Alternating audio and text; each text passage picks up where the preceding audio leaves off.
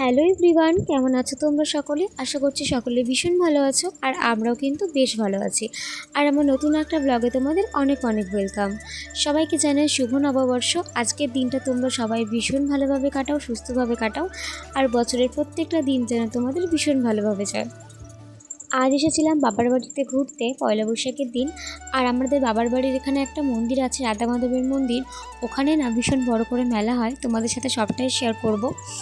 তো সেটা দেখার জন্য এসেছিলাম। আর সকাল থেকে ব্লগটা স্টার্ট করতে পারিনি, মন মেজাজটা একটু খারাপ ছিল কিছু প্রবলেমের জন্য। তো একেবারে এখান থেকে ব্লগটা শুরু করছি, পুরো ভিডিওটা দেখতে থাকো। আই হোপ আজকের ব্লগটা তোমাদের ভালো লাগবে। আমরা যখন এই বাড়িতে এসেছিলাম তখন 1টা থেকে 1:30 মতন বাজে। সেজন্য একটু পরে একেবারে ফ্রেশ হয়ে লাঞ্চ করে নিলাম, আর এরপর একটু রেস্ট নিচ্ছিলাম। আর তারপর দেখো রাতের দিকে এসেছিলাম মেলাতে। ভেবেছিলাম যে সন্ধ্যাবেলা আসবো, এসে একটু ঘুরে বাড়ি চলে যাব। কেননা আমার ছেলে একদমই কারোর কাছে থাকতে চাচ্ছে না, এখানে এসে কাউকে চিনতে পারছে না, অনেক দিন পর যেহেতু এসেছে সেজন্য ভীষণ কান্নাকাটি করছে।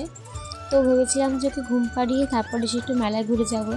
তো ঘুমিয়েও পড়েছিল সন্ধ্যের দিকে। তো রেডি হয়ে গেছে, আর তারপর উঠে একদম কান্নাকাটি করছিল, তাই ওকে ঘুম পাড়িয়ে তারপর একেবারে মেলাতে আসলাম। আর এদিকে দেখো, এটা আমাদের রাধা মাধবের মন্দির। মন্দিরটা ভীষণ সুন্দর করে সাজিয়েছিল। আর ভেতরে গিয়ে ঠাকুর দেখাতে পারলাম না, কারণ প্রচণ্ড ভিড় ছিল, এত ভিড় ঠেলে যাওয়াটা সম্ভব না। আর সামনে দেখো সবাই প্রসাদ খাচ্ছিল।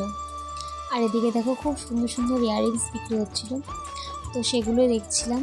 আর কিনতে কিছুই পারিনি, কারণ মেলাতে গিয়ে আমি ঠিকঠাক করে 8 ঘন্টা টাইমও কাটাইনি। বাড়ি থেকে ফোন এসছে, আমার ছেলে ঘুম থেকে উঠে গিয়ে ভীষণ কান্নাকাটি করছে। অন্যদিন ঘুম থেকে এত তাড়াতাড়ি ওঠে না। আর এদিকে দেখো 2 বান্ধবীর সঙ্গেও দেখা হয়ে গেল। আর এদিকে দেখছিলাম সফট টয়েস, হ্যাঁ ছেলের জন্য একটা নেবো, সেই জন্যই দেখছিলাম। তো এখান থেকে একটা নিয়েছিলাম, সেটা পরে দেখাচ্ছি আমি ভিডিওতে। তো ছেলে তো আমাকে ভীষণ কান্নাকাটি করছিল, কোনোদিন ঘুম থেকে ওঠে না। ও 8:30-8টার দিকে ঘুমিয়ে পড়লে একেবারে রাতের ঘুম ঘুমিয়ে পড়ে। তো ওকে তুলে তুলে একটু খাওয়াতে লাগে, নয়তো ঘুম থেকে নিজে থেকে ওঠে না। আর আজ কি হলো, ঘুম থেকে ওঠে ভীষণ কান্নাকাটি করছিল, রীতিমতন আমি দৌড়াতে দৌড়াতে বাড়িতে এসেছি। আর এই মেলাটাতে ভীষণ ভিড় হয়, আর প্রচণ্ড গরম লাগে।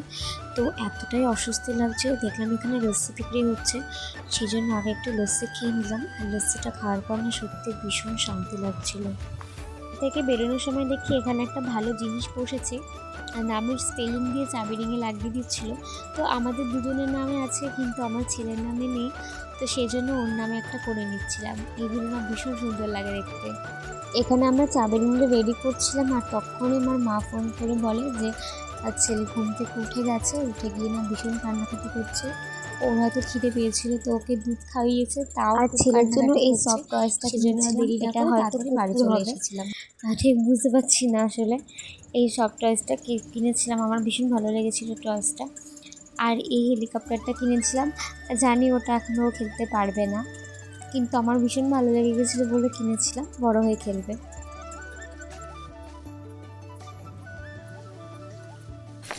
Hello everyone, good morning. কালকে ভিডিওটা এড করতে পারিনি, বাড়িতে চলে এসেছিলাম, ছেলে ভীষণ কান্নাকাটি করছিল মেলা থেকে। আর মেলাতে কয়েকটা জিনিস ফেলে এসেছি। তো এখন 9টা মতন বাজে সকাল, তো এখন যাচ্ছি, দেখি পাই নাকি। গিয়ে আগে দেখি, জানি পাবো না, তাও যাচ্ছি। যদি পেয়ে যাই তো অনেক ক্লিপ কিনে রেখে চলে এসেছি। আর বাইরে প্রচণ্ড গরম আর ভীষণ রোদ। মেলাতে এসে আগে চলে এলাম মন্দিরে, কারণ কাল যেহেতু প্রচণ্ড ভিড় ছিল, সেই কারণে মন্দিরে ঠিকঠাক করে ঢুকতেও পারিনি, আর রাধা মাধবকে সামনে থেকে প্রণামও করতে পারিনি। সেজন্য সকাল সকাল আগে মন্দিরে চলে এলাম। আর তোমাদেরকেও তো শেয়ার করা হয়নি মন্দিরটা, তো চলো মন্দিরটা একবার দেখে নাও।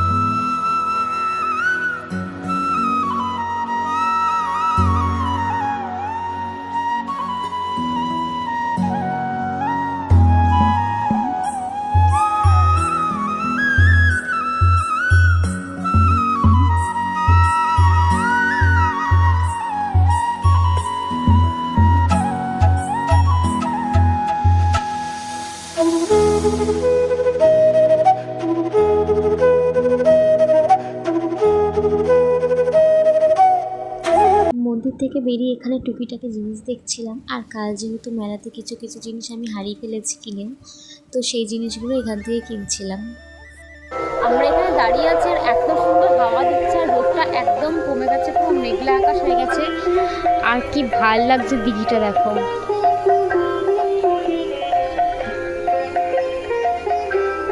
ভীষণ, আগে সবাই এখানে স্নান করতো, এখন আর স্নান করে না, এখন হয়তো মাছ চাষ করা হয় এখানে, যার জন্য সব ওপরে নেট দিয়ে ঘেরা রয়েছে আর এখানে জল ছাড়ছে।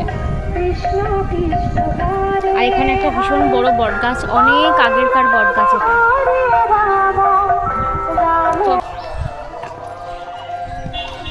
এত রোদ, ভীষণ জলদস্যু পেয়ে গেছে কি। আমরা এখন একটু এই গাছতলায় বসে আছি গরমের জন্য। আর আকাশটা একদম মেঘলা হয়ে গেছিলো একটু আগে, এখন ভীষণ সুন্দর হাওয়া দিচ্ছে। আর দেখো আকাশটা পুরো মেঘলা আকাশ হয়ে গেছে, ভীষণ ভালো লাগছে। আর আমরা এখানে বসে রয়েছি, আমরা এখানে হাওয়া খাচ্ছি বসে, ভীষণ সুন্দর হাওয়াও দিচ্ছে। এই গরমের মধ্যে এরকম ওয়েদার না ভীষণ ভালো লাগে।